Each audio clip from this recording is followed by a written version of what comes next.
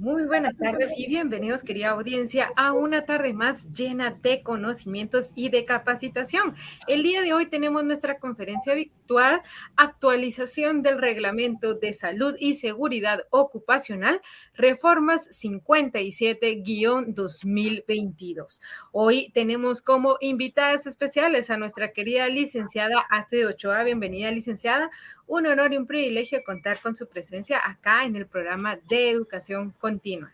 De igual manera, doy la cordial bienvenida a nuestra querida maestra Lindsay Robles. Bienvenida, maestra. Es un honor y un privilegio contar con su presencia acá en el programa de educación continua. Bienvenidos a cada uno de ustedes, querida audiencia, por estar una tarde más llena de conocimientos para actualizar cada uno de sus saberes y aprendizajes de nuestro diario vivir. Recuerden, querida audiencia, que en la descripción ya se encuentra en la página de educación continua. Ustedes llenan sus datos y luego de llenar sus datos regresan a la fanpage durante la transmisión. No olviden colocar en la parte de comentarios su nombre completo y entre paréntesis las palabras en línea. Esto es indispensable para que ustedes después al finalizar puedan generar su diploma de participación.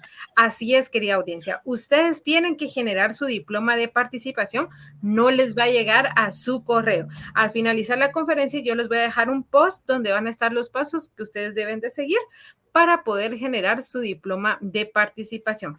Ahora sí, sin más preámbulo, voy a dejar en el uso de la voz de nuestras queridas conferencistas, maestra Lindsay Robles y a nuestra querida licenciada Astrid Ochoa. Así que, queridas profesionales, el uso de la voz y cordial bienvenida es de ustedes. Muchas gracias, maestra Sarita. Gracias por darnos el espacio el día de hoy para poder compartir estas reformas que son tan importantes, que pues toda la audiencia sepa y tenga una información clara y verídica de cómo es que ahora se hizo esta actualización. Así que bienvenidos a todos los que ya están por acá y a los que se vayan a ir integrando y pues vean la grabación en otro momento. Muchas gracias. Vamos a dar inicio a esta formación. Los dejo con la licenciada Astrid, que es quien va a iniciar con la presentación. Buenas tardes, mucho gusto, sean bienvenidos, como bien lo decían las maestras que me antecedían. Bueno, para entrar de una vez en materia del tema de hoy, vamos a estar hablando acerca de la actualización del Reglamento de Salud y Seguridad Ocupacional. Esta es una actualización reciente que fue promulgada recién la semana pasada a través del Acuerdo Gubernativo 57-2022, en el cual pues nos está dando nuevas disposiciones que vamos a ir viendo detenidamente acerca de qué es lo que las empresas deben poner en práctica en el lugar de trabajo, refiriéndonos al tema de salud y seguridad ocupacional.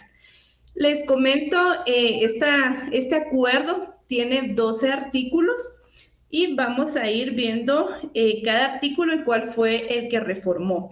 Como ya saben, pueden ir poniendo sus preguntas en el chat y al final nosotras pues vamos a tratar de contestar ahí la mayoría de preguntas para que podamos pues estar ahí con conocimientos actualizados. Bueno, les comento en el artículo 1 de este nuevo acuerdo, está reformando el artículo 1 del reglamento. Acá, pues en el artículo 1 encontramos que nos daba ya la ley ciertas definiciones, ciertas abreviaturas, diciéndonos qué teníamos que entender por ellas. Acá la reforma consiste propiamente en agregar otros conceptos y otras definiciones. Por ejemplo, se agrega SST, PRL, salud y seguridad en el trabajo, que debemos entender por acto inseguro, que debemos entender por actividades de alta peligrosidad. Acá pues ya nos dan una definición para que nosotros podamos tener una mejor interpretación de la norma. Estos son algunos, ¿verdad? En muchos artículos pues no vamos a entrar a detalle de muchas cuestiones, porque lo que queremos es que ustedes conozcan lo esencial de qué tratan estas reformas. Muy bien, pasamos al artículo 2. Acá está reformando el artículo 10. prácticamente este artículo 10 no sufre una reforma como tal, sino viene a ampliar cierto contenido del que ya estaba. Y para los que están pues ya empapados con el Reglamento de Salud y Seguridad Ocupacional, conocen que el artículo 10 regula lo relativo al Comité de Salud y Seguridad Ocupacional. En este caso, el comité pues no sufre ningún cambio de cómo se venía trabajando, y si ustedes pues conocen, existe también el acuerdo 23-2017, el cual es una referencia que nosotros tenemos en donde está regulado todas las funciones, organización del comité. En este acuerdo pues nos dice, ¿verdad?, cuántas personas deben integrar el comité. Esto sigue intacto. Esta es una de las preguntas que nos han hecho, ¿verdad? Bueno, ¿y qué pasa con lo del comité? Esta tablita de los miembros que debe tener cada representante, tanto de patrón como de los empleados, ¿sigue vigente o no? Y la respuesta es sí, sigue vigente el número de integrantes del comité. Acá vamos a resaltar, o quiero resaltarles 3 puntos importantes en este artículo. La reforma nos viene a recalcar, porque ya existía que deben estar reguladas dentro del Reglamento Interior de Trabajo las funciones del comité. Sin embargo, ahora pues hace mayor énfasis a esto, indicándonos que dentro de un capítulo específico que se llame Salud y Seguridad Ocupacional, debe estar regulado todo lo relativo al comité. Y aquí me quiero detener un poquito, porque siempre que nosotros pues hemos asesorado empresas, lo primero que vemos es su reglamento interior de trabajo. ¿Por qué? Porque el reglamento interior de trabajo es una herramienta sumamente importante para cada una de las empresas. Muchas empresas, y nos hemos topado con esto en la práctica, que tienen ya un reglamento bastante desactualizado. Probablemente fue un reglamento que se autorizó cuando empezó la empresa lleva ya funcionando más de 10, 15, 20 años, inclusive muchos más.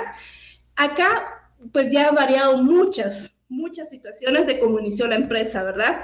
Se han agregado puestos de trabajo, se han agregado jornadas, se ha modificado la forma de salario, por ejemplo, ¿verdad? Son muchos puntos que se tienen que ver dentro del reglamento.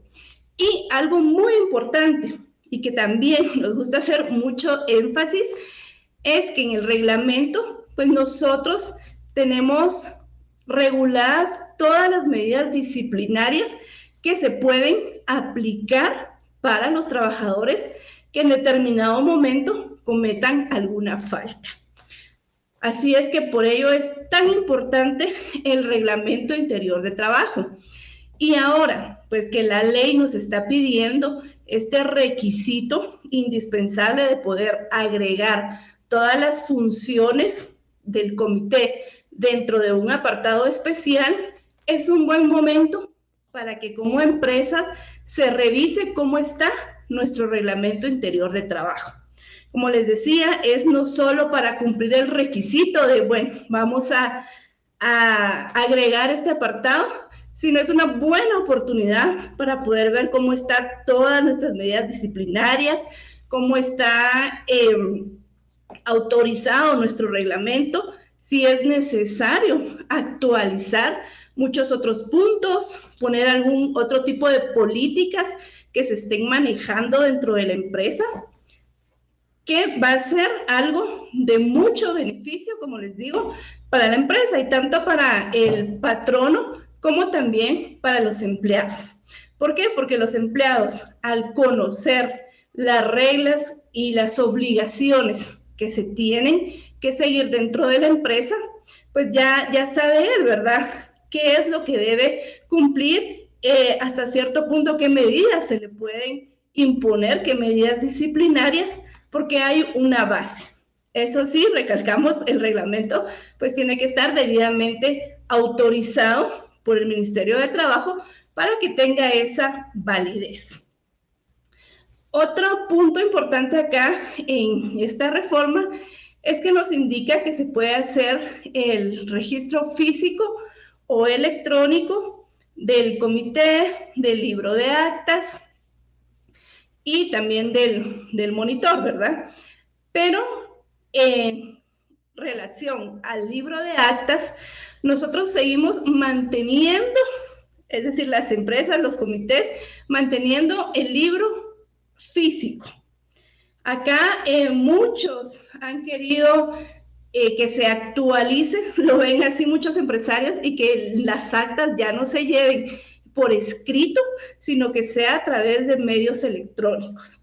Pero también, pues el Ministerio se ha manifestado en esto, específicamente el Departamento de Salud y Seguridad, en que es necesario que se tenga que realizar escrito, porque si recordamos, para tener un libro de actas tenemos que tener ciertos cuidados, ciertos protocolos, no es un libro cualquiera, o no es solo para llenar el requisito de que, bueno, se inscribió el comité y ahora tenemos pues ya el libro de actas y ahí se quedó, ¿verdad? Se quedó empastado y se quedó autorizado. No, la idea del libro es que cada mes, como nos dice la ley, se consigne ahí el acta de la reunión que se está llevando a cabo. Esto hace que se puedan reunir todos los miembros del comité de forma física, que se pueda dejar esa constancia por escrito y sobre todo, pues, todo el registro de lo que el comité está realizando. Así que por el momento electrónico, pues no se detiene. No sé si en un futuro lejano o cercano ya se permita pues realizar este libro de forma electrónica. Mientras tanto, como les digo, seguimos con el libro físico. Y también en el artículo 2, que reforma el artículo 10, nos viene a recalcar el monitor, ¿verdad? Acá, pues, cuando las empresas tienen menos de 10 trabajadores, no es necesario formar un comité, sino es una persona la encargada de ver todo este tema de salud y seguridad ocupacional, en este caso, que sería el monitor. Cuando hablamos aquí de monitor y del comité, me voy a saltar un poquito al artículo 302, que también fue reformado. Más adelante la ingeniera nos va a hablar de este artículo, pero ahora les comento, el monitor debe ser parte del comité. Por supuesto, cuando sean más de 10 trabajadores, ¿verdad? Que requiera pues la existencia de un comité, el monitor de esa empresa pasa a formar parte del comité como representante del empleador. Antes era prohibido determinantemente que el monitor fuera parte del comité, porque decían, ¿verdad? No se puede ser juez y parte en un mismo asunto. El monitor, pues sí podía asistir a las reuniones del comité, era invitado, presentaba informes, pero ahora pasa a ser, como les digo, parte directamente dentro del comité. Aquí tenemos ya las primeras obligaciones, ¿verdad? Que las empresas que ya tienen establecido un comité, hay que hacer esa actualización y notificar la actualización al Ministerio de Trabajo, al Departamento de Salud y Seguridad Ocupacional, de que ahora el monitor y de nombre de tal persona va a ser parte del comité, ¿verdad?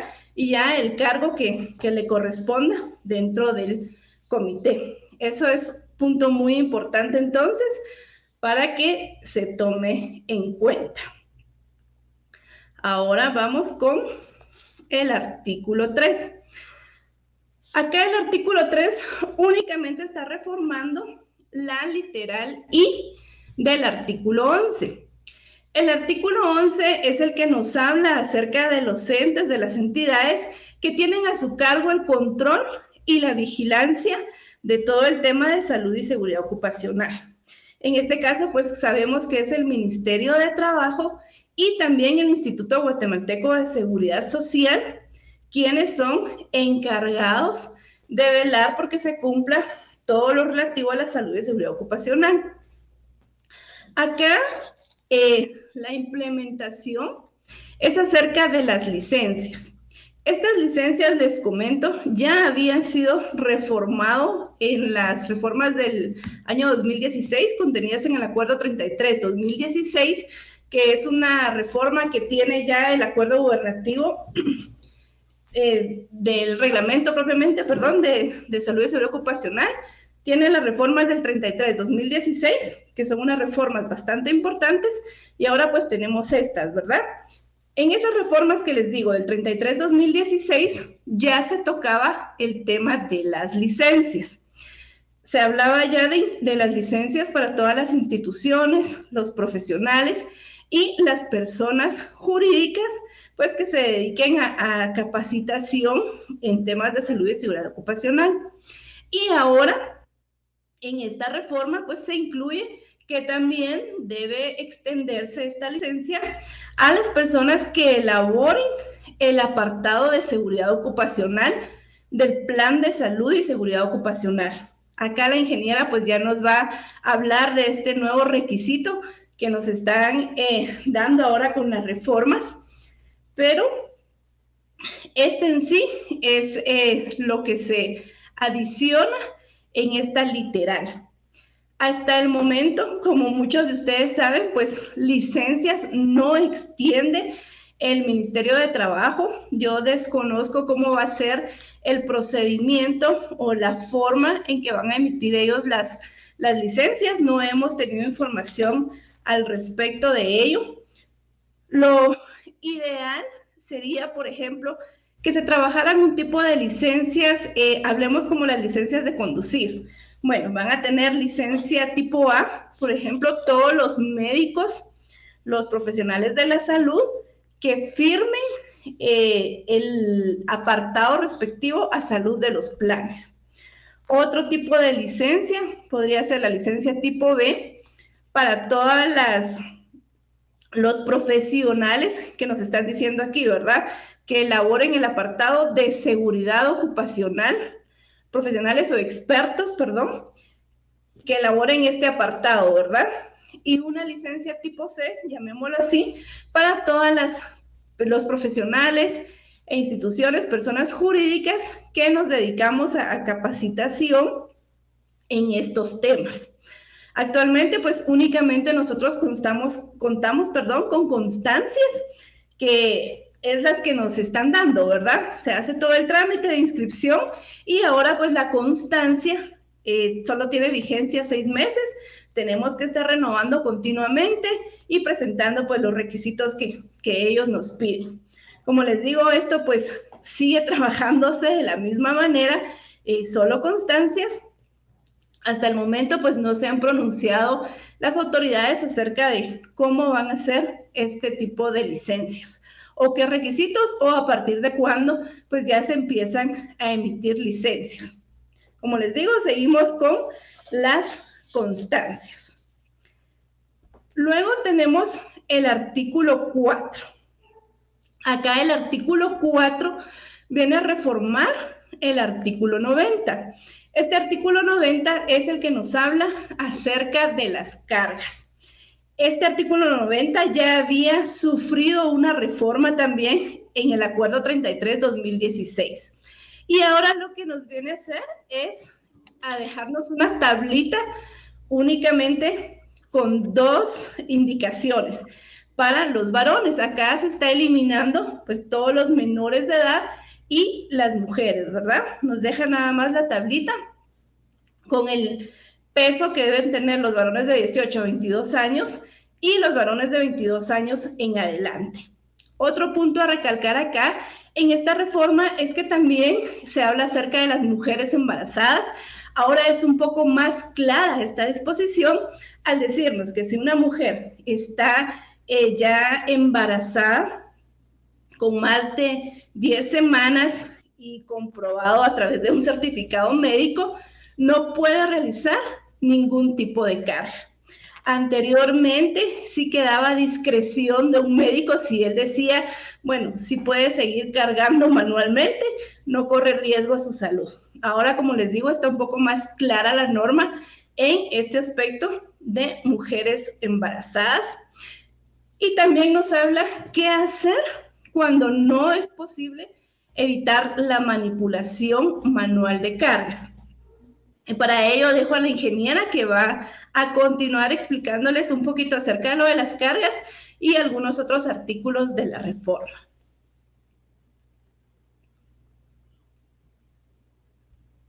Muchas gracias, licenciada. Bueno, antes de entrar en contexto de la reforma del artículo, quiero que tengamos claro cuál es el concepto de la manipulación manual de cargas. La manipulación manual de cargas se puede tomar como el levantamiento, la colocación, el empuje, la tracción, el transporte o el desplazamiento de una carga. La carga puede ser inanimada, que puede ser cualquier objeto, o puede ser animada, ya sea una persona o un animalito, ¿verdad? La manipulación manual de cargas es un tema bastante importante que se debe revisar a profundidad porque esta es una de las causas de trastornos acumulativos musculoesqueléticos debido al progresivo deterioro del sistema, ¿verdad? Por estar trabajando durante jornadas muy largas, cualquiera de las actividades que mencioné anteriormente. El dolor de espalda es uno de los principales problemas de salud que se relacionan con el trabajo en la Unión Europea. Aproximadamente el 38% de los trabajadores sufren de dolores de espalda. Aquí tenemos que tomar en cuenta que cuando nosotros le asignamos dentro del perfil de puestos la actividad de transporte de cargas o de levantamiento de cargas, tenemos que tomar en cuenta todos los riesgos que hay alrededor. No únicamente decir, bueno, esta es mi carga, entonces la actividad de esta persona es llevarla de un lugar a otro. Tenemos que verificar, en primer lugar, la carga, cuál es el peso, es grande, es muy pesada, es difícil de agarrar, es inestable, es difícil de alcanzar. ¿Cuáles son las características de la carga? Luego nos tenemos que enfocar en la tarea. El riesgo de sufrir una lesión en la espalda va a aumentar si la tarea es agotadora, porque si se realiza con demasiada frecuencia o durante demasiado tiempo, va a cansar mucho al operador que la esté trabajando. Además, tenemos que tomar en cuenta la adopción de las posturas o los movimientos forzados. Por ejemplo, inclinarse o torcer el tronco, levantar los brazos, girar las muñecas o realizar estiramientos excesivos también puede dañar. Y tenemos que saber de la tarea qué tan repetitiva va a ser. En tercer lugar, tenemos que evaluar el entorno. El riesgo de sufrir una lesión en la espalda puede aumentar si las características del entorno se prestan para eso. ¿Qué quiero decir con esto? Un espacio insuficiente que se tenga para manipular las cargas puede inducir a tener una postura forzada y también favorece el desplazamiento peligroso de la carga. Que el suelo sea desigual, que estemos trabajando en un suelo inestable, resbaladizo, puede aumentar igual el riesgo de un accidente. Con el clima cálido, los trabajadores se sienten muy cansados y el sudor dificulta el manejo de herramientas, lo que significa que también debe hacer una fuerza mayor. Por el contrario, el frío entumece las manos y dificulta el agarre de los objetos. La iluminación también es otro parámetro a tomar en cuenta porque puede aumentar el riesgo de sufrir un accidente cuando es insuficiente. Y esto también obliga a los trabajadores a adoptar posturas forzadas para ver lo que están haciendo. Otro punto importante a analizar son las personas. ¿Qué factores me pueden afectar a sufrir un riesgo de lesiones en la espalda? En primer lugar, la falta de experiencia, la formación de las personas o la familiaridad que tengan con el trabajo. En segundo lugar, la edad. El riesgo de sufrir trastornos dorsolumbares aumenta con la edad y con el número de años de trabajo. Entonces, tenemos que definir bien qué tipo de persona necesitamos contratar para hacer esta actividad. La complexión física es otro punto importantísimo, como la altura, el peso y la fuerza. Y algo súper importante que ha amarrado al resto de artículos que vienen a continuación es el historial médico previo de trastornos en la espalda. Entonces, con esto llegamos al punto donde primero tenemos que evaluar los riesgos. Esta reforma ha causado mucha polémica. Muchos de nuestros clientes han hecho la consulta enfocándose específicamente a este artículo, pero los empresarios deben evaluar los riesgos para la salud y la seguridad antes de modificar cualquier actividad. Si yo no voy a identificar los riesgos, esto me puede provocar un accidente o una lesión o el desarrollo de una enfermedad profesional. Las personas pueden resultar lesionadas y entonces aquí yo incurro en costos innecesarios. Resumiendo lo que les acabo de decir, tengo que tomar en cuenta los siguientes puntos: las capacidades individuales, el tipo de carga, las condiciones ambientales, la formación recibida y la organización del trabajo. Para concluir, vamos a ver el siguiente diagrama de flujo. ¿Cómo voy entonces a decir, será que es viable que la manipulación de carga que estoy realizando en la empresa es funcional o no? Primero me tengo que hacer estas preguntas. Según la modificación, ¿el peso real de la carga es superior a 45 kilogramos?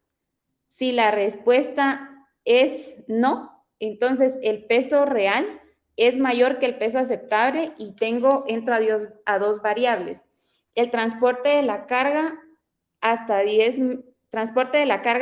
metros o transporte de la carga a más de 10 metros, que es una parte de la reforma donde nos dice cuánto puede ser a 10 metros y cuánto a más de 10 metros.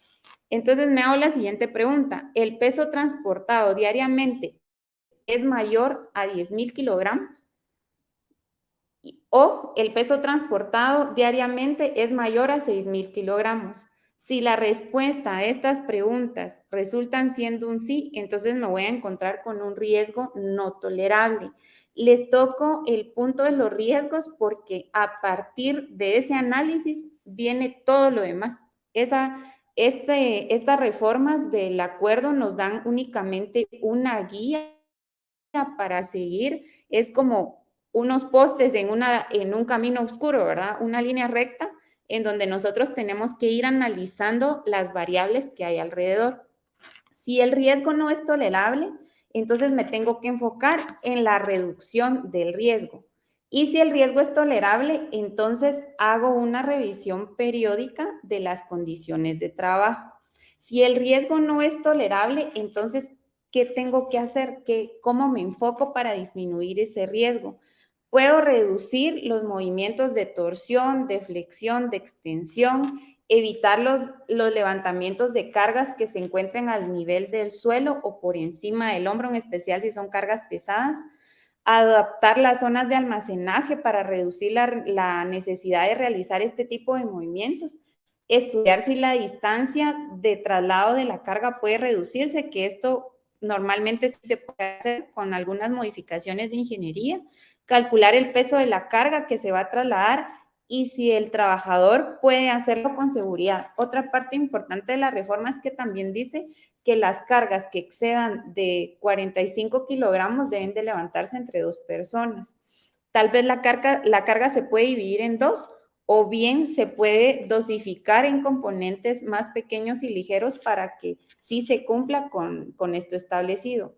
Si de plano no puedo hacer ninguna de estas medidas, entonces el empleador debe plantearse la posibilidad de utilizar un accesorio de elevación, como puede ser una carretilla elevadora, un elevador eléctrico o un transportador. Se debe considerar también algo fundamental, es el almacenamiento de estas cargas como parte del proceso de entrega. Tal vez algunos de los paquetes pueden entregarse directamente en la zona de almacenamiento o en un lugar que se encuentre más próximo de esta. O lo que les mencionaba anteriormente, ¿verdad? Que es reducir las distancias del traslado de carga. La OIT afirma que la manipulación manual de cargas es entre un 20 a 25% el total de los accidentes que se producen en una jornada laboral. Lo ideal, en todo caso, es atajar este problema utilizando automatización o mecanización. Una de las técnicas que ha funcionado y que yo he visto que en muchos lugares se emplean es la paletización. Esta es muy adecuada para transportar entre lugares diferentes porque las cargas son paletizadas, y se pueden manipular de forma mecánica por medio de carretillas elevadoras, de mesas giratorias, de cintas transportadoras. Y tengo que verificar también cuáles son las instalaciones que tengo y, como les decía, de qué forma puedo eliminar total o parcial la manipulación manual de cargas. Entonces, aquí yo no me baso tanto en que si el peso ahora es 45, entonces son menos libras, son un poquito menos del quintal. Entonces, ¿qué hago con las personas? Importantísimo, concluyendo este punto, análisis de riesgo, número 1. 2, verificación de la carga, de la tarea, de las personas, de la actividad que estoy realizando. Y número 3, hacer un análisis específico de la carga para establecer cuáles van a ser mis medidas a tomar en cuenta y si son factibles o no. A partir de ese punto, entonces vuelvo a esta reforma y digo, sí, sí es posible, pero no puedo decir desde un principio, no, es que no es posible porque no puedo dosificar la carga, siempre va a haber manipulación manual, pero ¿cómo saben ustedes eso si no hay un estudio que lo evidencie, a menos que ya lo hayan realizado y su riesgo haya sido no tolerable, o mejor dicho, haya sido tolerable? Entonces solo hacen una revisión periódica de las condiciones de trabajo. Caso contrario, me quedo que si mi riesgo es no tolerable, entonces investigo a profundidad cuál es el mejor método. No hay un método. Si ustedes me preguntan, mire, de todo lo que mencionó, las carretillas, o qué método es el que a mí más me va a ayudar, el mejor método es el método que ustedes encuentren para ustedes como empleadores. Ese es el mejor método, no hay otro, o sea, no hay una receta para decir, miren, así debe de hacerse. Esto se debe evaluar individual y hacer un estudio a profundidad para poder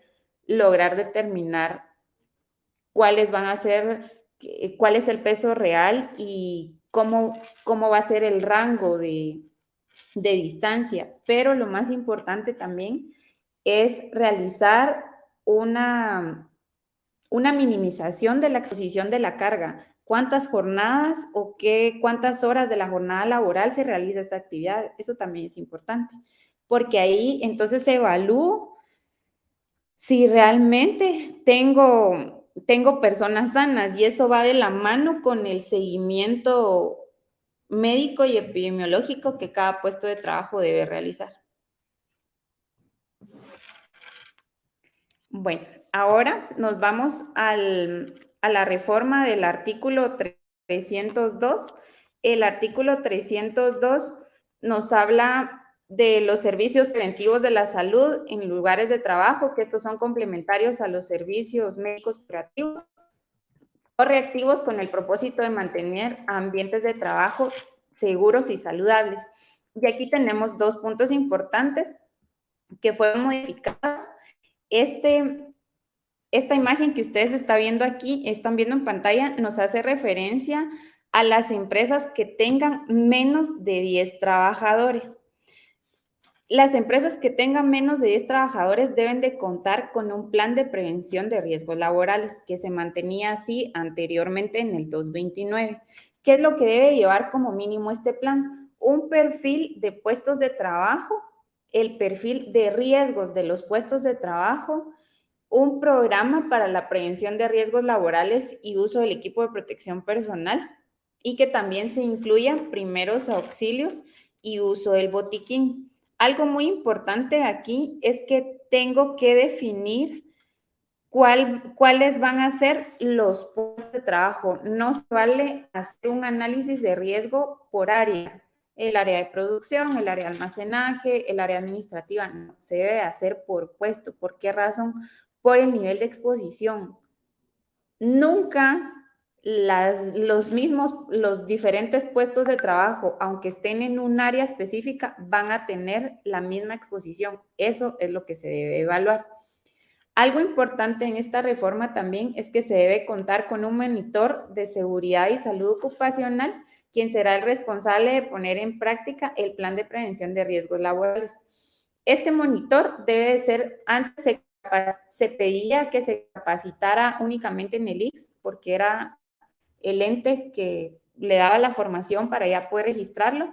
Con la reforma dice que puede ser una empresa, ya sea privada o pública, debidamente establecida y acreditada en el Ministerio de Trabajo.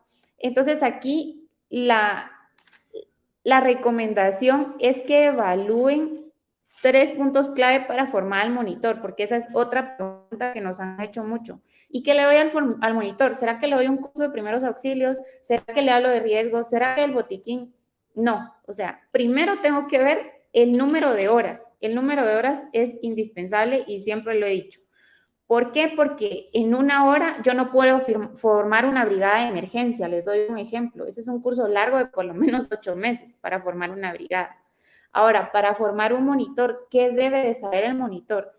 Debe de saber de primeros auxilios, de uso del botiquín, pero también debe de saber de seguridad industrial, porque en el anterior, en el 229 se hacía mención de los niveles del monitor, enfermero auxiliar, enfermero profesional y médico, pero la debilidad que ellos tenían, y por supuesto que no todos, era que únicamente se concentraban en la parte médica, pero ¿y entonces dónde se queda la parte de seguridad industrial? En el abandono. Y tiene que haber otra persona que maneje indicadores, que sepa interpretar la legislación y que pueda hacer análisis de riesgo para complementar.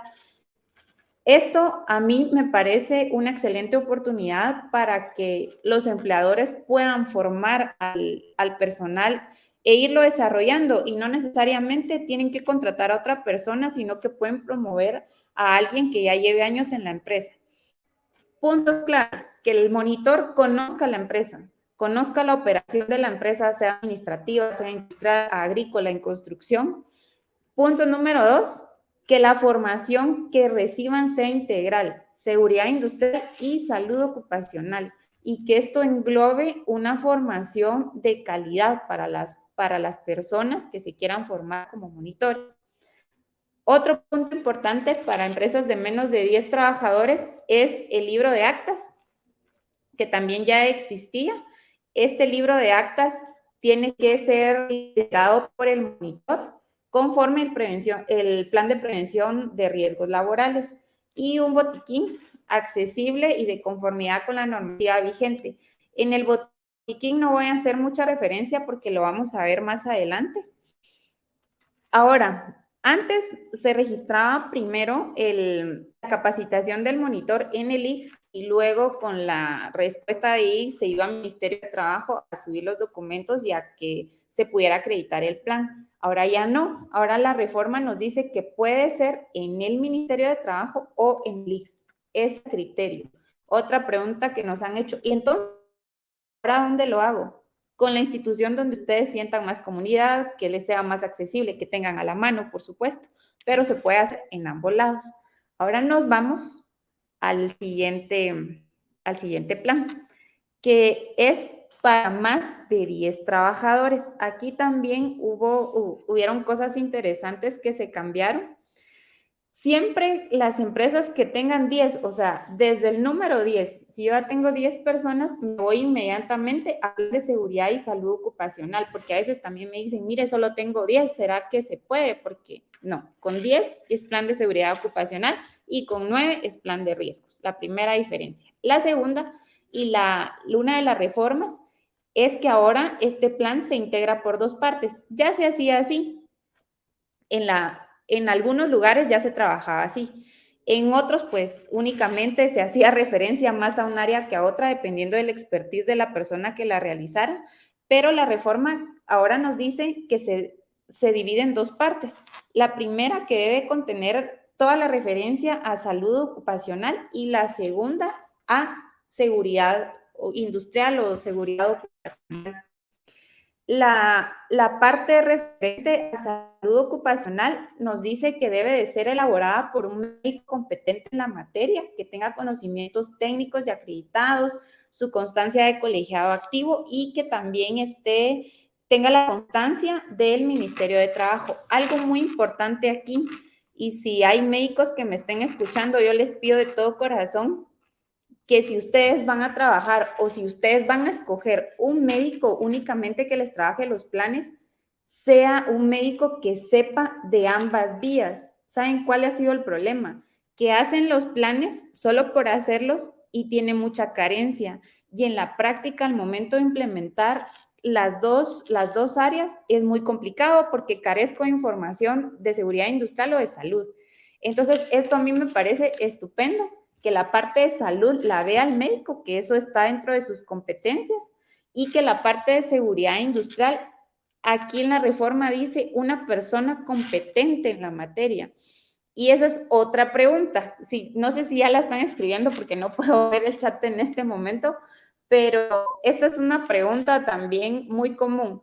¿Quién es persona competente? ¿Quién para mí es persona competente? Puede ser un abogado, puede ser el mismo médico, puede ser un psicólogo industrial, un arquitecto, un ingeniero, cualquier tipo de profesión, pero lo más importante es que esté formado en la materia. Miren, aquí lo clave es algo sencillo. Si esta parte de seguridad ocupacional la maneja alguien que sepa de riesgos, que domine qué es un riesgo, que diferencie peligro, riesgo, sepa hacer una matriz, sepa los métodos para realizar una matriz, esa es una persona competente. Y aquí yo no me voy a cerrar a una licenciatura, a una maestría, a un doctorado. Puede ser un técnico, pero un técnico que sepa y que demuestre sus competencias, que pueda afirmar. Incluso puede ser una persona que lleva años en la empresa, la cual se ha ido formando constantemente, puede firmar esta parte. ¿Quién va a tener el criterio para saber si esta persona es competente o no? ¿O quién es el filtro para esta parte? Es únicamente el Ministerio de Trabajo y la persona que se encargue de verificar el expediente cuando se realice la actualización de la constancia. Ese filtro debe ser un filtro muy bueno porque hubo una temporada donde les estuvieron dando constancias a los médicos, así como que, bueno, aquí vengan y aquí está su constancia. Y al momento de ver los planes, de verdad, era una pena que no pudieran hacer un análisis de riesgo bien hecho. Entonces, ese va a ser el filtro. Ustedes pueden, dentro de las empresas, elegir a una persona competente, contratar a una persona competente, pero aquí no se está cerrando a decir la profesión. Así que me parece también estupenda esta parte porque puede ser cualquier profesional o alguien que ya haya desarrollado sus competencias dentro de la empresa. También dice esta reforma que en el caso de que el médico sepa de seguridad y de salud ocupacional, que hay muy pocos médicos 100% laborales, pero sí existen y conozco algunos y son buenísimos en lo que hacen, entonces ellos pueden hacer ambas partes. Lo mínimo que debe tener el plan es ser igual el perfil de puestos de trabajo y el perfil de riesgo siempre por puestos de trabajo. Una parte epidemiológica donde se evalúen las enfermedades profesionales y la ocurrencia de los accidentes y la parte formativa que se mantiene también. Dentro de la parte formativa es importante que tomen siempre como referencia el análisis de riesgo de cada puesto de trabajo y que también se tome en cuenta que eso es parte de lo que incluyeron ahora, la reubicación laboral de las personas que a lo mejor tienen algún daño o una lesión musculoesquelética por la carga, entonces los van a pasar a otro puesto de trabajo. El tema de que si el monitor hay jornada diurna y nocturna, debo tener 2, eso se mantiene porque debo de contar con un monitor que esté presente en ambas jornadas y que igual esté debidamente registrado en el Ministerio de Trabajo. Se tiene que tener también un botiquín portátil de acuerdo a la normativa vigente. Y algo importante también es que ahora ya nos dieron una periodicidad de revisión, que es a cada 3 años. Otra pregunta que me han hecho mucho es, si yo tengo un plan desde hace un año, ¿lo tengo que actualizar y luego esperar los 3 años?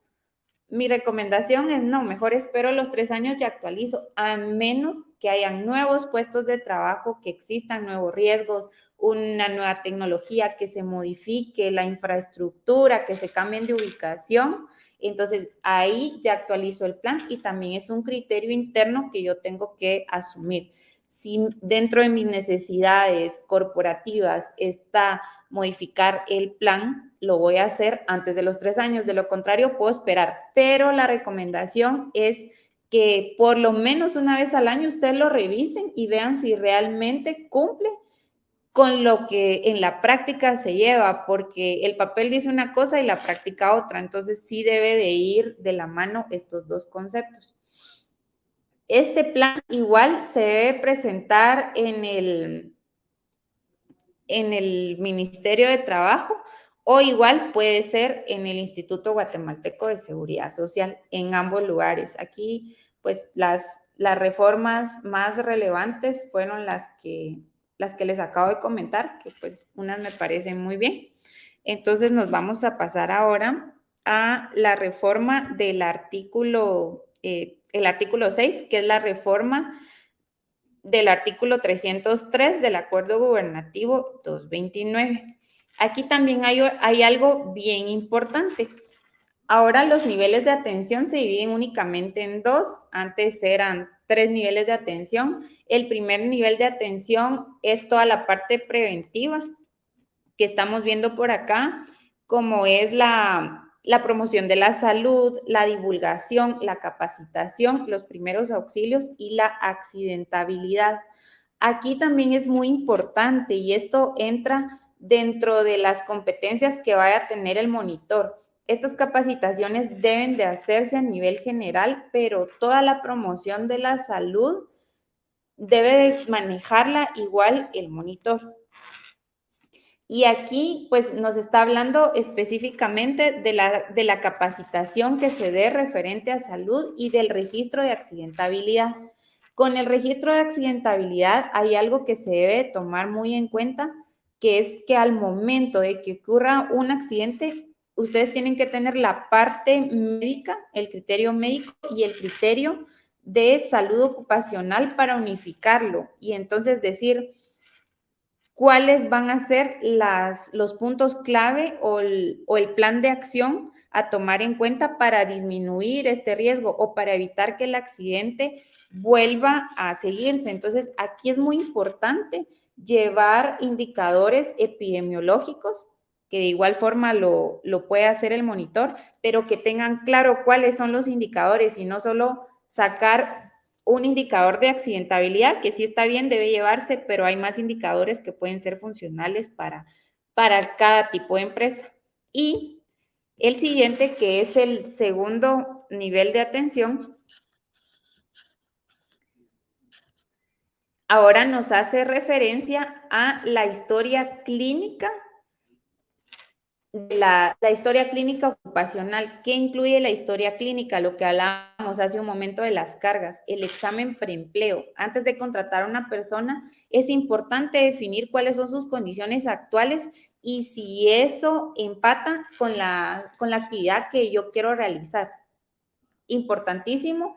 En el caso de las cargas, no puedo contratar a una persona que ya tenga problemas musculoesqueléticos porque lo único que voy a hacer es empeorar la situación. Entonces, tengo que tener claro y hacer el examen preempleo, siempre llevar la vigilancia médica, que aquí lo que yo sugiero es que si ustedes, dependiendo del análisis de riesgo, tienen opción a hacer laboratorios médicos, jornadas médicas o un estudio físico, que sería lo mínimo para sus trabajadores, y poder llevar un historial de la mano de la ficha médica, se debe mantener y seguirlo haciendo porque es la única forma en que yo voy a verificar que las condiciones de salud de mis trabajadores son óptimas, y llevarlo siempre de la mano de la vigilancia epidemiológica, más un diagnóstico. ¿A qué se refiere ese diagnóstico? Depende de mi actividad. No puedo tratar de igual forma a los pilotos de montacargas No puedo trabajar de igual forma a personal expuesto al ruido, ni a personal expuesto a químico, a personal que trabaja con radiaciones ionizantes o no ionizantes. Cada caso debe de verse por individual y por eso es que hace referencia a que se debe gestionar la reducción del contacto de trabajador con el factor de riesgo según sea el caso. ¿Y cómo voy a medir eso? Vuelvo a caer otra vez al análisis de riesgos. Otro punto importante que también este artículo tiene es que se debe gestionar la reubicación del trabajador según sus capacidades. Cuando ya se materializa un accidente y me ocasiona un daño grave o una enfermedad, entonces tengo que reubicar a esta persona dentro de actividades que no dañen su integridad ni que vulneren sus derechos laborales. Muy bien, entonces, si el monitor va a seguir siendo un médico, el médico puede hacer los 2 niveles de atención. Ahora sí, no, pues obviamente para la historia clínica ocupacional sí voy a necesitar de un profesional experto en la salud que es un médico y él va a ser como mi guía para saber si las condiciones de mis trabajadores son óptimas o no. O sea, es el único que puede hacer un examen. No puedo venir y hacer con una ficha médica y poner que todos son aptos para trabajar si no les he hecho un examen. Entonces, esto sí lo ve únicamente el médico. Nos vamos a pasar entonces ahora a la reforma del botiquín, que es el artículo 303. Anteriormente se pedía varias cosas que no están incluidas acá. Ahora, pues el botiquín de primeros auxilios debe contener alcohol, agua oxigenada, algodón, gasas estériles, venda de gasa, vendas elásticas, férulas para inmovilizar, jabón antiséptico, curitas, esparadrapo de papel o de tela, tijeras con punta botonada, guantes de látex y termómetro. Pero algo muy importante aquí es que ahora ya se permite el uso de medicamentos. Estos medicamentos también tienen una categoría, porque hace 2 días me hicieron una pregunta y me dice, mire, entonces ahí puedo tener acitromicina, puedo tener entonces levofloxacina, amoxicilina. Yo, no están diciendo antibiótico, solo dice uso general, como analgésicos, antihistamínicos y sales de rehidratación. Las sales de rehidratación son clave en personas que trabajan en clima cálido, sobre todo ahora como ha estado el sol de fuerte. Eso es clave. Analgésicos, dentro de los analgésicos puede ser acetaminofén, paracetamol, ibuprofeno, diclofenaco. Antihistamínicos puede ser loratadina. Lo que han sugerido nuestros médicos ha sido también tener Salandrius, Alcade, Alka-Seltzer, que ya es algo adicional, pero son medicamentos comunes que se pueden dosificar de una forma buena y decir, me duele la cabeza, está bien, entonces te vas a tomar una dosis de paracetamol de 500 miligramos. No se pueden utilizar sedantes. En el caso, si se van a utilizar, debe de ser por prescripción médica. Algo importante aquí es que si yo ya tengo clínicas médicas, como es el caso de muchas empresas, los únicos que van a decir o a decidir cuáles son los insumos médicos que van a haber dentro de las clínicas es un médico. Y esto lo va a hacer en base al registro de vigilancia epidemiológica. Se dan cuenta cómo una cosa se va amarrando con la otra. Si no tengo historia clínica ocupacional ni epidemiológica, entonces, ¿de dónde me saco una lista de medicamentos? No lo puedo hacer. Tengo que tener mi análisis de riesgo y mi vigilancia epidemiológica para determinar cuáles son los accidentes de trabajo más recurrentes, si son quemaduras, si son cortes, luxaciones, esguinces, mordeduras de serpiente o cualquier otra actividad que entonces ya me lleve a tomar decisiones y decir que realmente necesito suero antiofídico, por ejemplo. Entonces, el contenido del botiquín se va a ampliar de acuerdo al análisis de vigilancia epidemiológica. se va a modificar también en base a los registros de accidentes de trabajo, a las enfermedades profesionales, pero sobre todo al perfil de riesgos laborales. Todos estos insumos deben de verificarse continuamente para validar que no han vencido, ¿verdad? Y que la fecha de caducidad aún es lejana. Y algo importantísimo también aquí, otra pregunta muy común es, ¿cómo hago entonces si voy a tener medicamentos y no tengo médico y solo tengo monitor? ¿Cómo hago entonces para saber o decirle al monitor qué dosis administrar?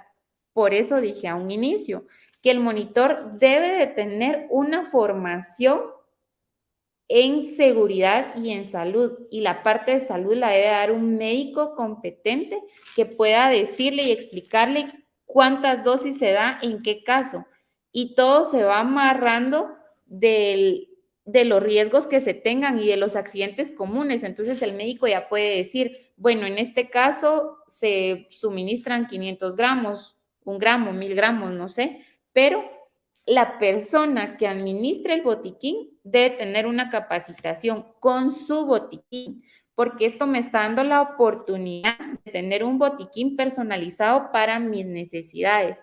Puede ser un botiquín portátil, puede ser un botiquín estático, puede ser un botiquín de cintura, un botiquín de vehículo, como ustedes quieran, pero siempre de la mano de un médico que les pueda decir si realmente cumple o no en base a su análisis de riesgo. Entonces aquí es como todo se va unificando, y esta reforma, en general, yo gracias a las autoridades que hicieron esto, porque era muy difícil cumplir con lo que pedía el acuerdo y habían cosas que no eran necesarias.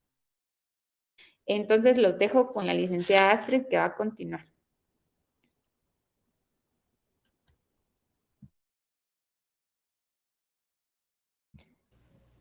Perdón, ahora sí. Las reformas que nos comentaba la ingeniera, pues son de los temas más relevantes, que tienen mayor cambio en este tema. Y recordemos también que todas las empresas que tengan más de 10 trabajadores están obligadas a tener un comité de salud y seguridad ocupacional, un monitor y un plan de salud y seguridad ocupacional. Esos tres puntos son indispensables para que toda empresa los tenga. Si nosotros conocemos el Acuerdo Gubernativo 229, nos damos cuenta que están pues, regulados muchas situaciones, ¿verdad? Dependiendo del giro de la empresa, pues se van a aplicar algunos artículos y algunas otras, pues no les va a aplicar ciertas disposiciones, ciertos lineamientos. Sin embargo, estos tres puntos, como les digo, que es comité, plan de salud y monitor, sí son obligatorios para toda empresa que cuente con 10 o más trabajadores. Y es ahí en donde pues vimos las reformas que prácticamente son los puntos que más énfasis pusieron las autoridades al emitir pues este acuerdo. Y todo esto se ha venido dando por las situaciones que nosotros veíamos en la práctica, ¿verdad? Por ejemplo, con los monitores, como explicaba la ingeniera, ahora pues se cambia el perfil, dejamos sin efecto la tablita de requisitos que nos pedían, ¿verdad? ¿Por qué? Porque ya no se encontraban enfermeros auxiliares, las empresas empezaron a encontrarse con esas limitantes. Es por ello entonces que tratando de actualizar y de ver las mejores condiciones en tema de salud y seguridad ocupacional, se hacen estas reformas. Luego, para conocimiento de ustedes, vamos a seguir viendo las reformas posteriores. Acá prácticamente son mínimas. El artículo 8 ya nos habla de una reforma al artículo 320. Acá de una vez nos saltamos al tema de la electricidad, el capítulo que regula lo relacionado a la electricidad en el reglamento. Y en este artículo pues se reforma únicamente la literal B en lo que es relacionado a la electricidad estática. Acá solo son expresiones que se eliminan del artículo 320, la literal B. Luego también tenemos en el artículo 9 una reforma al artículo 343. Este artículo nos habla acerca de las lámparas eléctricas portátiles. Acá, igual, lo único que sucede es que se eliminan ciertas palabras que contenía este artículo. Luego, el artículo 10 hace una reforma en el artículo 346. Y esta reforma, más que todo, es venir a subsanar, podríamos decir, como un error que se había cometido en el reglamento anterior. ¿Por qué? Porque en la reforma, en el artículo 346, nos decía acerca de los trabajos en tensión que no eran obligatorios los ciertos lineamientos o requisitos que ahí nos daban, ¿verdad? Entonces, aquí se quedaba abierto y quedaba a disposición del empleador aplicarlas o no, porque la ley era clara y decía, ¿verdad?, que no era obligatorio. Entonces se dieron cuenta de ese error, veámoslo así, prácticamente, que existía, y la reforma está en que ahora es obligatorio. La obligatoriedad es la que se regula en esta reforma, y pues ya todos los lineamientos que nos dan para realizar los trabajos en tensión, si son obligatorios, cumplirlos. Esto es entonces lo del artículo 10. Luego tenemos el artículo 11. El artículo 11 acá reforma el artículo 371. En el artículo 371 nosotros encontramos regulado el otro plan, ¿verdad?, que es el plan de salud y seguridad ocupacional en los trabajos en construcción. Pero ¿cuál es la reforma acá? Únicamente se reforma el primer párrafo de este artículo, en donde nos dice que dentro de este plan debe agregarse todas las medidas de salud. Esa es la palabra que se agrega ahora en esta reforma, y no solo las de seguridad ocupacional, como se contemplaba anteriormente. Es decir, entonces ahora se deben incluir medidas de salud y de seguridad en el plan que respecta a los trabajos en construcción. Luego, pues no sufre ningún cambio este tipo de plan, y recordemos que este plan es diferente a los otros dos planes, porque acá cuando se elabora este plan, pues ya se toma en cuenta la evaluación de los riesgos por procedimiento de trabajo 1 a 1, y también se debe evaluar por puesto. Así es, como les digo, que solo es una palabra la que se le viene a agregar a este artículo. Luego tenemos el artículo 12, que es el último artículo de este acuerdo que recién pues, se acaba de emitir, y reforma el artículo 556. La reforma de este artículo básicamente consiste en darle un mayor énfasis al Ministerio de Trabajo, determinando como el ente rector, el ente principal en toda esta materia de salud y seguridad ocupacional. Muchos me han preguntado también, bueno, entonces, ¿qué pasa con el ICS?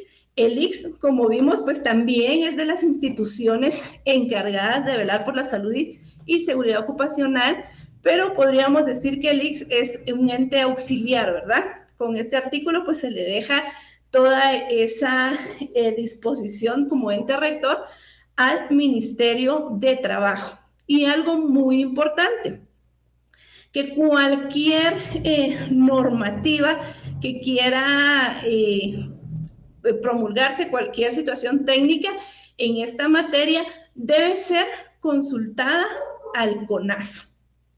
Ellos son quienes deben dar pues su dictamen, ver si es de cumplimiento de carácter obligatorio o no, todas las normas que vengan a complementar todo este tema. Así es que el CONASO también entra acá para apoyar en todos estos temas.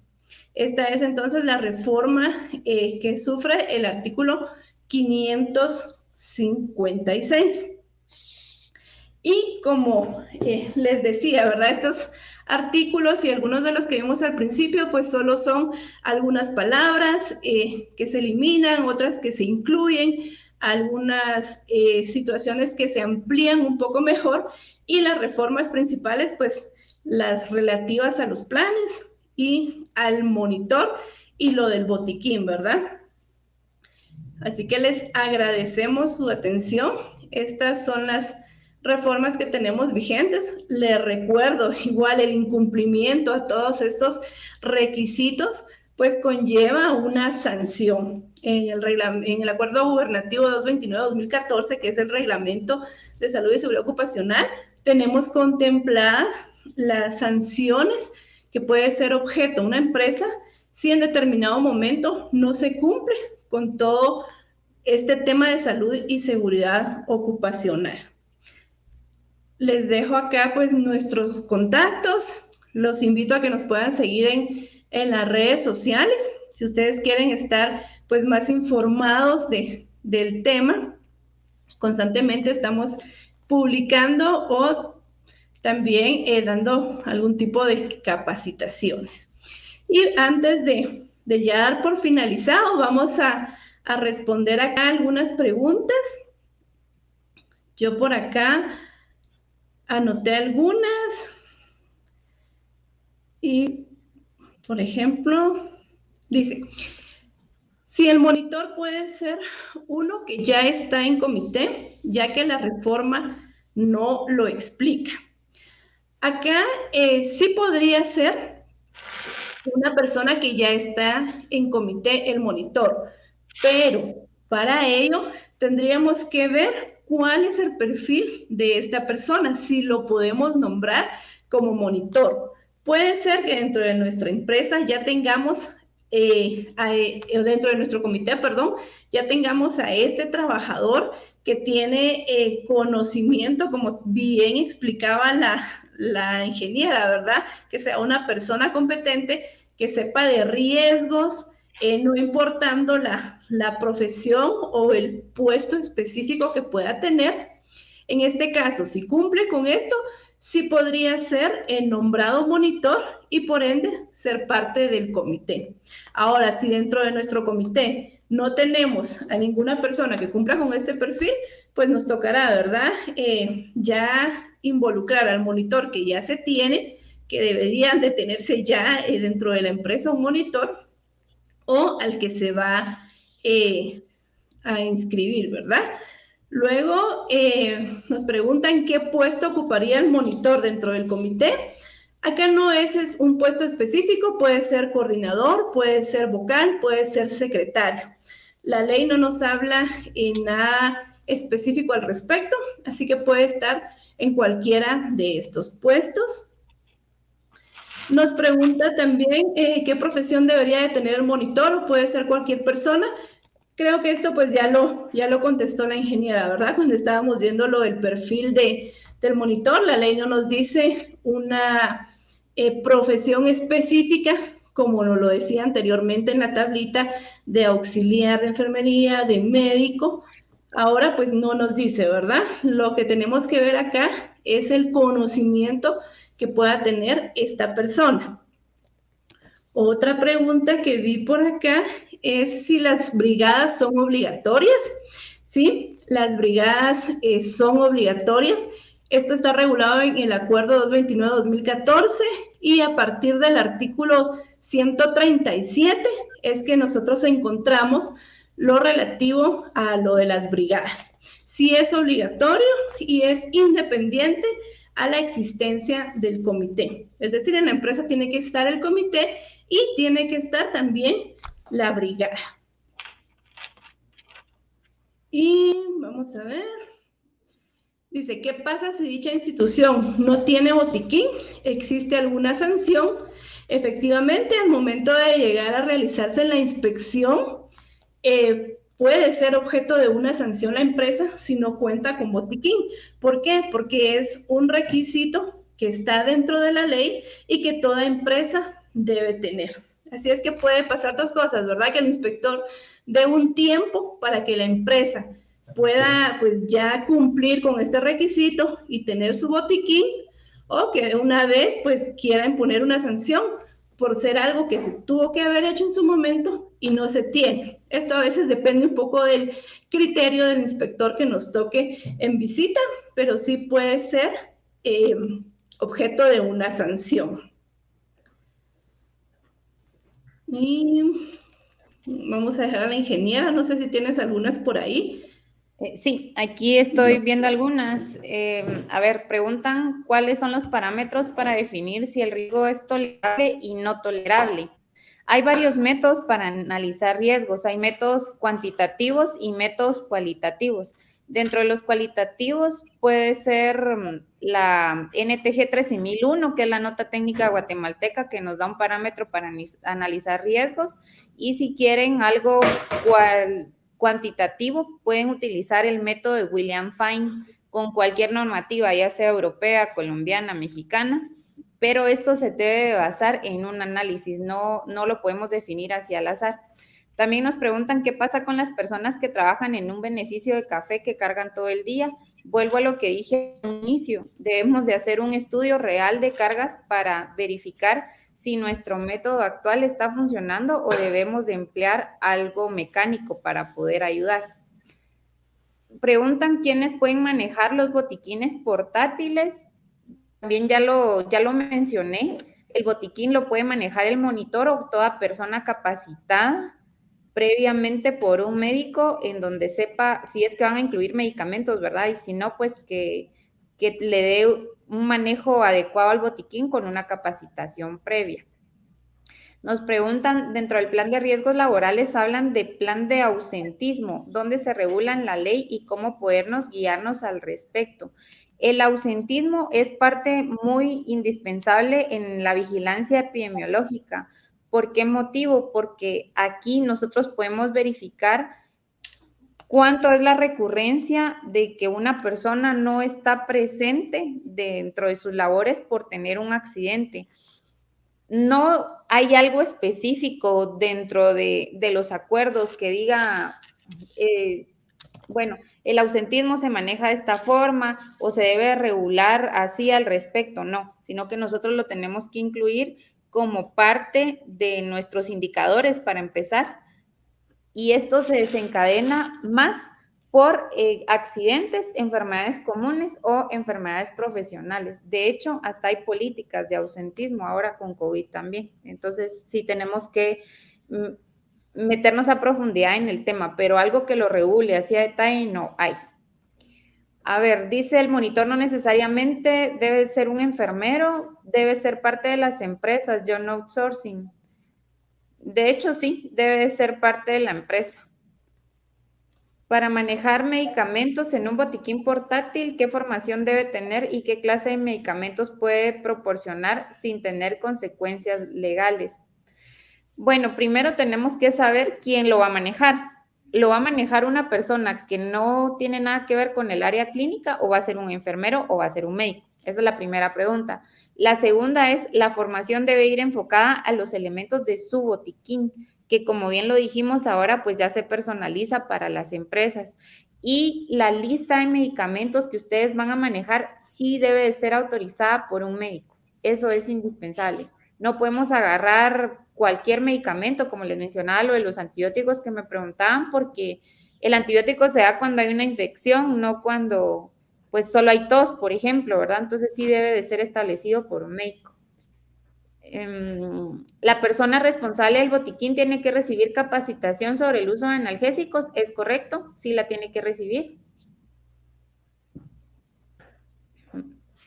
Comento que debido a unos trámites de actualización de mi registro en el Departamento de Seguridad y Salud Ocupacional del Ministerio de Trabajo, ellos dicen que según la última reunión con la licenciada Sandoval, consideran que la persona competente en seguridad industrial tiene que ser un profesional con colegiado activo. ¿Esto se considera de manera diferente o hay manera que cambie?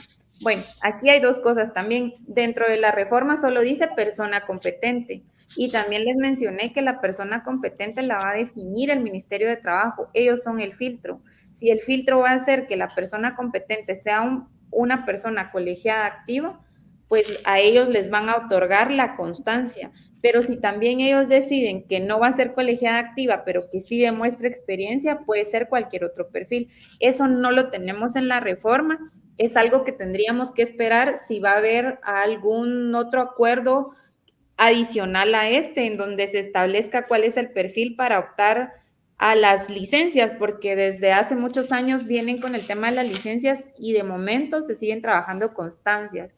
Entonces aquí tendríamos que esperar cuál va a ser el siguiente paso de las autoridades, pero como yo les decía, para mí, persona competente puede ser un médico y tal vez para la licenciada Astrid va a decir, no, somos los abogados, por ejemplo, ¿verdad? Entonces va a depender mucho del criterio que manejen en el ministerio y que manejen en la empresa. Esto se puede aplicar a labores docentes en colegio. No sé a qué preguntaba, pero los colegios, todas las empresas públicas, privadas, autónomas, semiautónomas del gobierno, ONG, sociedades anónimas, mercantiles, todas las empresas tienen que tener un plan o de riesgos o de seguridad industrial. Algo así como las licencias ambientales que son más conocidas. La licencia ambiental hasta una tortillería la tiene que tener. Si las jornadas son de 48, 72 horas, ¿cuántos tendrían que ser? Creo que aquí están haciendo referencia a los monitores y en este caso deberían de tener un monitor por jornada de trabajo, pero va a depender de la actividad. Normalmente es un diurno y un nocturno, que es como se manejaba anteriormente. ¿Cuál es el tiempo contemplado para la creación de un plan en una empresa desde cero? Depende de la cantidad de puestos de trabajo. Eso es lo que marca el tiempo, porque la parte más trabajosa de los planes son las matrices de riesgo. Entonces, puede ser una empresa de 10 trabajadores, perdón, una empresa de 10 puestos o una empresa de 300 puestos, que eso va obviamente a multiplicar el tiempo de realización del plan. ¿Existen cursos obligatorios que deben darse a los trabajadores como el de VIH-Sida? Sí, hay un montón, todos están contemplados dentro del Acuerdo Gubernativo 229. Dentro de eso les puedo mencionar primeros auxilios, manipulación manual de cargas, ergonomía, trabajos en altura, riesgo eléctrico, ruido o cualquier otro que aplique a la empresa. O sea, por eso vuelvo a caer otra vez al análisis de riesgo, eso me va a marcar realmente cuáles son los cursos que tengo que dar.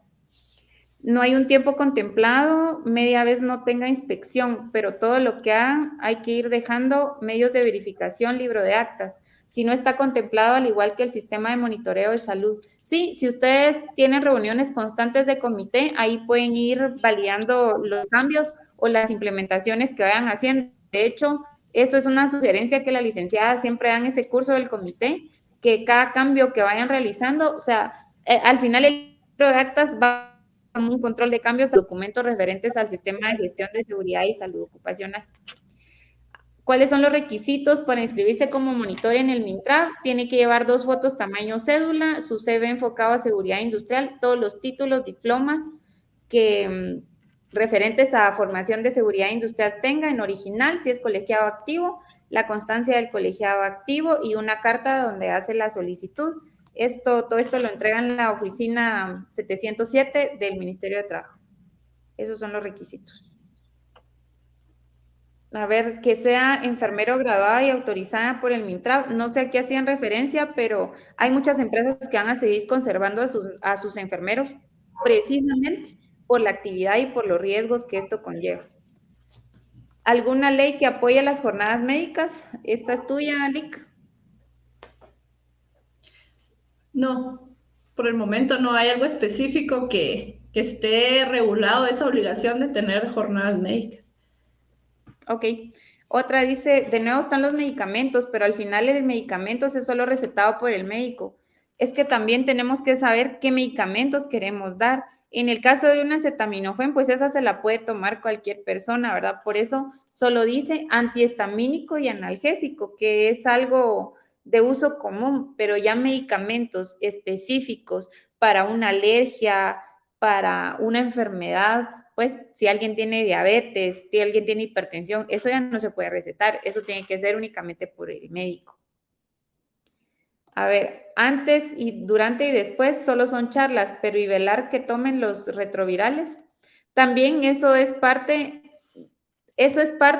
de la formación que ustedes deben implementar en las empresas. La capacitación, yo siempre he dicho que es una parte fundamental, pero no solo capacitar, también hay que hacer y verificar que se cumplan estas condiciones. Entonces, aquí el seguimiento es importantísimo. No lo podemos dejar solo en papel. Vuelven a la automedicación, no tomando en cuenta que por muy simples que sean los analgésicos y antihistamínicos, estos generan reacciones adversas, efectos secundarios, efectos nocivos, efectos no deseados.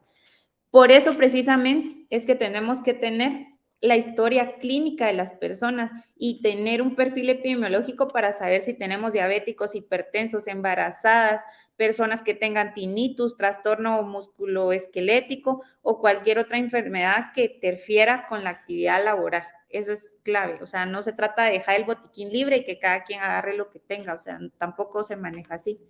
Existen medicamentos de uso común, los cuales no necesitan la parte médica, solo hay que tener en cuenta las indicaciones. Muy bien, Marvin, muchísimas gracias por el aporte. Eso creo que contestó la respuesta, la pregunta anterior, muchas gracias. ¿El contenido del botiquín es el mismo para todas las industrias o varían según su rango? Ahora ya no es rango por trabajadores, ahora ya son riesgos. Y aquí habría que verificar cuáles son los riesgos para saber qué va a contener el botiquín. Desaparece el equipo de medición de signos vitales, oremos. No desaparece porque, como les decía, si hay clínica médica todavía y hay enfermeros, los enfermeros sí van a tomar signos vitales. Entonces, es que esto es general, pero cada empresa se evalúa por individual. Es más, ¿saben qué? Que puede ser una empresa que tenga 10 sucursales y cada sucursal es distinta, por muy empresa igual que sea, son muy diferentes las condiciones. Y si la persona fuese alérgica al paracetamol, de forma negativa podría tener repercusiones legales en la persona que lo está dando. Otro punto importante, recuérdense que si yo tengo el dolor de cabeza hoy, probablemente me lo quite un acetaminofén, pero y mañana y pasado eso ya no es normal.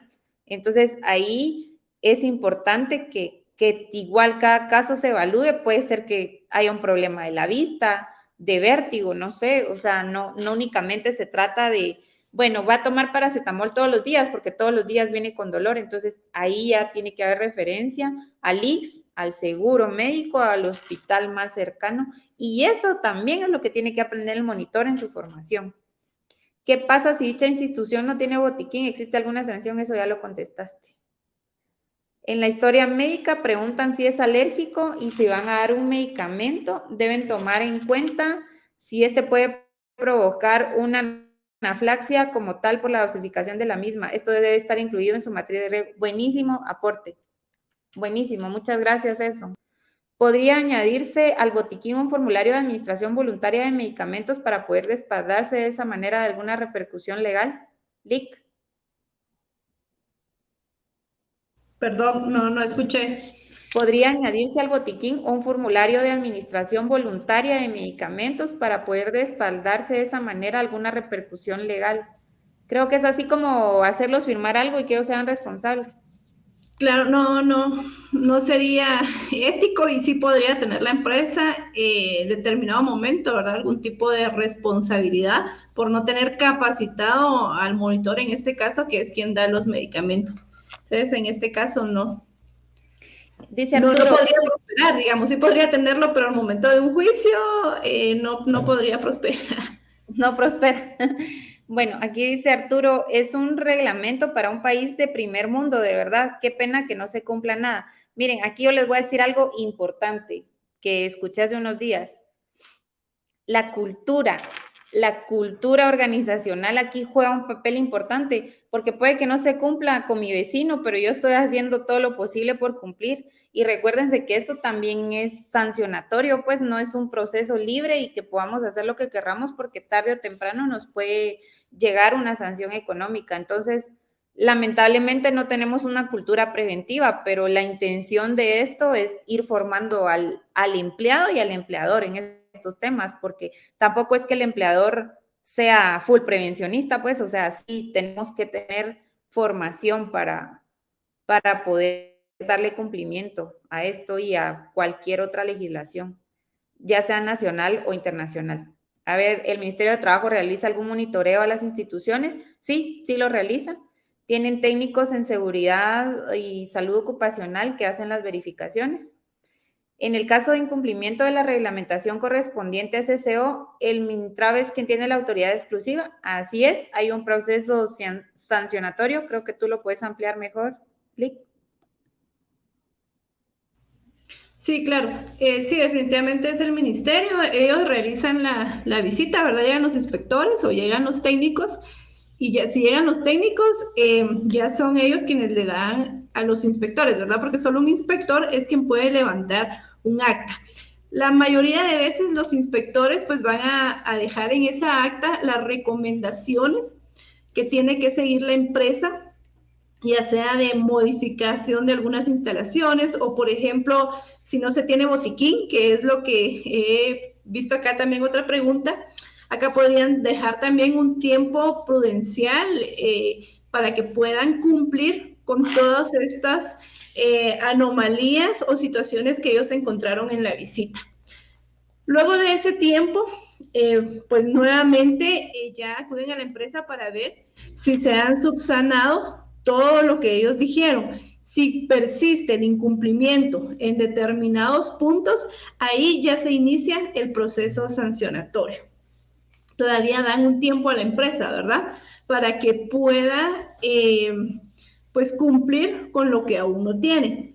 Pero, como les decía, algo muy importante también, va a depender mucho del criterio, del carácter del inspector que llegue a realizar visita a nuestra empresa, porque en la ley nos dice que van a ser sancionadas toda acción u omisión. Omisión es decir, dejar de hacer algo. Y si no tenemos un botiquín, eso significa que la empresa ya dejó de cumplir con ese requisito. Si es criterio del inspector, podría poner de una vez la sanción, ¿verdad? Pero, como les digo, va a depender mucho de ellos. En la mayoría de casos, pues lo que se quiere y con toda esta normativa es que exista un buen cuidado para la salud y la seguridad del trabajador. Entonces, probablemente pues se deje el tiempo, ¿verdad? Prudencial para poder cumplir en el ejemplo específico que les digo del botiquín y ya que la empresa pueda tener, ¿verdad? Su botiquín y así sucesivamente con todos los requerimientos. Pero las sanciones que se imponen, pues es por cada falta de requisitos. Por ejemplo, no se tiene un comité y no se cumplió con integrar uno en el tiempo establecido, la sanción podría ser de 20,000, por ejemplo, otra sanción por no tener monitor de 25,000. Imagínense, solo ahí ya llevaríamos más de 40,000 quetzales de sanción impuesta a la empresa. Hemos visto multas o sanciones, perdón, demasiado elevadas por lo mismo, ¿verdad? Que por cada incumplimiento va a ser la sanción. Bueno, miren, estoy leyendo porque ya estamos contra el tiempo, muchas preguntas caen en el botiquín. Entonces aquí la recomendación general para los botiquines es que se evalúe cada empresa individual para saber qué medicamentos tener y que la persona que lo maneje sepa dosificarlo. Porque como bien han dicho muchos, hay personas que son alérgicas y no pueden tomar cualquier medicamento. Entonces, amarro la historia clínica con el contenido de mi botiquín y tengo que generar un procedimiento para ver quién lo va a administrar, cuándo, bajo la tutela de quién va a estar el botiquín. Otras preguntas muy comunes son respecto al monitor. Si el monitor puede ser una persona que ya está dentro de la empresa y tiene otro puesto de trabajo, sí. Si ahora es parte del comité, también sí. Y el criterio para definir un monitor dependerá únicamente de la empresa, porque pues ahora ya puede ser una persona capacitada que sobre todo conozca a la empresa, ¿verdad? Y que complementario a esto tenga una formación en seguridad y salud ocupacional. Otro tema que están preguntando mucho es sobre el perfil de la persona competente. O si yo soy solo técnico, ¿cómo me inscribo en el Ministerio de Trabajo? El procedimiento es el mismo, los requisitos son los mismos que les acabo de mencionar y el filtro que ya son ellos va a depender si pues les dan la constancia o no. Ellos tienen que tener claro eso. La formación general que debería tener el monitor es primeros auxilios, uso del botiquín, riesgos laborales, importantísimo, que conozca estadística también porque va a llevar indicadores. Ese es como que un área que se podría tomar en cuenta para la formación. Entonces, miren, hay muchísimas más preguntas, nos encantaría seguir respondiendo, pero estamos contra el tiempo, pero pues ustedes ya tienen nuestras líneas de contacto, con mucho gusto nosotros les podemos responder. A la maestra Sarita, muchas gracias, ya terminamos por acá para que pues podamos hacer el cierre. Muchas gracias a nuestras queridas profesionales por compartir esta noche de sus conocimientos y abarcarnos de una forma más amplia sobre la actualización de estas reformas que se están brindando. Tengo el honor y el privilegio de poderles hacerles entrega de dichos reconocimientos por parte de nuestro querido rector en funciones, maestro Pablo Oliva, lo cual daré lectura que dice así.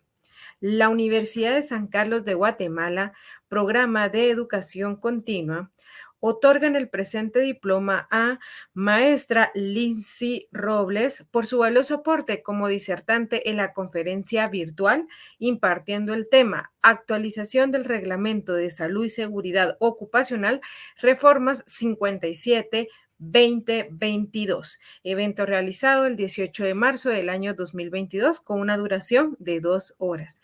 Ir y enseñar a todos. Firma nuestro querido maestro Pablo Ernesto Oliva Soto, rector en funciones de la Universidad de San Carlos de Guatemala. De igual manera, hago entrega de dicho reconocimiento a nuestra querida licenciada Astrid Ochoa por su valioso aporte como disertante en la conferencia virtual impartiendo el tema Actualización del Reglamento de la Salud y Seguridad Ocupacional de Reformas 57-2022. Evento realizado el 18 de marzo del año 2022 con una duración de 2 horas. Nuestro lema que es ir y enseñar a todos y lo firma nuestro querido maestro Pablo Ernesto Oliva Soto, rector en funciones de la Universidad de San Carlos de Guatemala. Así que ha sido un honor, queridas profesionales, poder compartir con ustedes y hacerles entrega de dichos reconocimientos. Antes de finalizar, y que ustedes den sus palabras de despedida, le voy a mostrar a nuestra querida audiencia cómo pueden generar su diploma de participación. Son 3 sencillos pasos, querida audiencia. A continuación los vamos a ir haciendo paso por paso. Nosotros, paso número 1, vamos a ingresar a nuestro link que es usacenlinea.usac.edu.gt. Al momento que ingresamos, automáticamente se nos despliega esta pantalla. Nos vamos a ir a la parte inferior, en la parte del centro donde hay un círculo con 9 cuadros donde le vamos a dar un clic. Al momento se nos va a desplegar una serie de menú que el segundo, que sería una hoja, dice imprimir diploma. Le vamos a dar un clic. Y esta sería nuestra tercera opción que tenemos que realizar, donde nos indica la siguiente instrucción. Ingresa el email registrado en la plataforma para poder generar tu diploma de participación. Ustedes ingresan su correo electrónico, le dan buscar y automáticamente se le descarga un PDF que es su diploma de participación. Así que, querida audiencia, recuerden generarlo, no les va a llegar a su correo, ustedes deben de seguir estos pasos y con mucho gusto ustedes ya obtendrán su diploma de participación. Así que muchas gracias a nuestra querida audiencia, a nuestras queridas profesionales, Lindsay y nuestra querida licenciada Astrid, por compartir con nosotros el día de hoy sus conocimientos. Están cordialmente invitadas a una próxima actividad acá en el programa de educación continua. Felicitaciones y gracias por hacer agentes de cambio y actualizar nuestros conocimientos. Ahora sí, nos vamos a despedir de nuestra querida audiencia. Voy a hacerle primero el uso de la voz a Ligda Astrid y cerramos con nuestra querida maestra Lindsay Robles. Y así estaremos culminando nuestra conferencia el día de hoy. Querida licenciada Astrid, el uso de la voz es suyo. Muchas gracias, maestra. Pues muy agradecidos con ustedes en primer lugar por la oportunidad y con cada uno de ustedes por la atención prestada e invitarlos, ¿verdad?, a que nos sigamos actualizando. Y esto de las leyes, pues continuamente vamos a encontrar cambios, vamos a encontrar actualizaciones y lo importante es que estemos al día. Muchas gracias por la atención y fue un gusto poder estar con ustedes. Muy bien, muchas gracias a toda la audiencia. Gracias, maestra Sarita, pues por darnos la oportunidad de actualizar los conocimientos que nosotros hemos adquirido en base a nuestra experiencia. Siempre mi recomendación es que estén atentos a las nuevas reformas. Seguramente van a surgir muchos cambios adicionales a este reglamento y pues es importante que ustedes se sigan actualizando. Muchísimas gracias y feliz noche. Gracias, muy amable. Que tengan una feliz noche y feliz fin de semana. Hasta luego. Adiós.